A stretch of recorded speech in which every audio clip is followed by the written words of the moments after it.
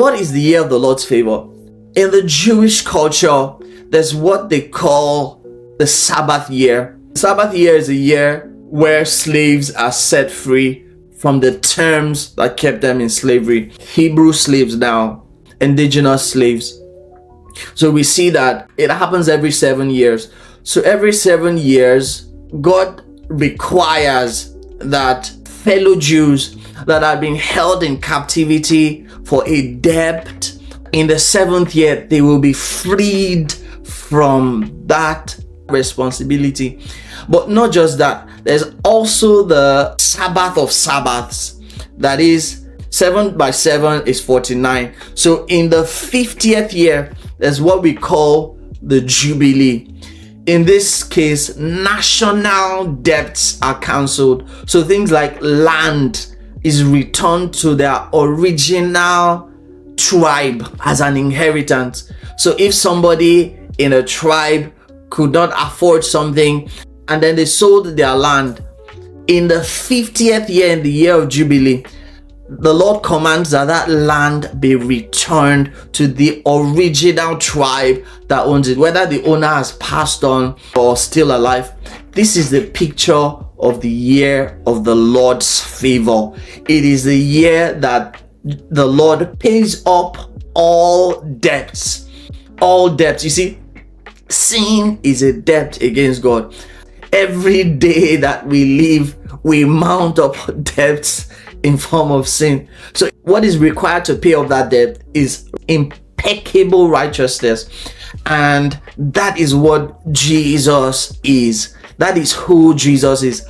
God himself manifest in the flesh to take up all of the punishment and all of the debt that we owe to the Lord.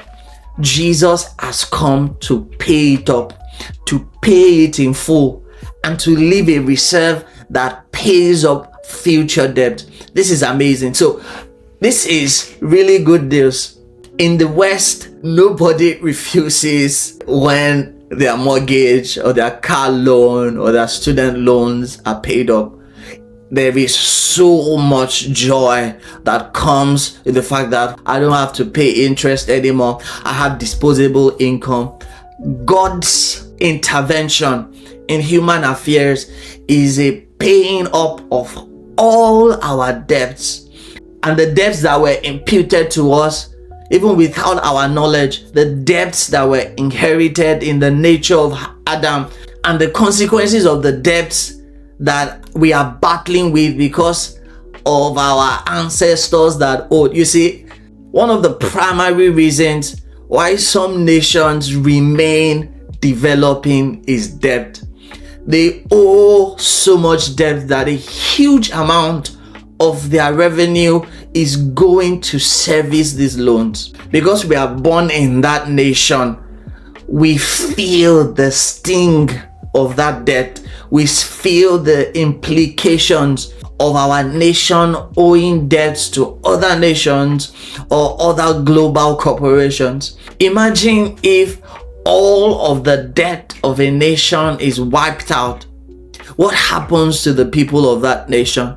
All the debts we owed in the nature of Adam, all the debts that we owe because of our own actions or inactions, Jesus comes to pay in full. You are not meant to carry on this debt. You're not meant to carry on with this debt burden. You're not meant to live as a debtor anymore. One of the things that debts bring is you're not free to do what you want to do. You're not free to splurge on that vacation when monthly payments are looking you in the face. But when all those responsibilities are taken care of, you are free. Liberty comes by Jesus paying off our debts. You can choose love and serve the Lord in liberty.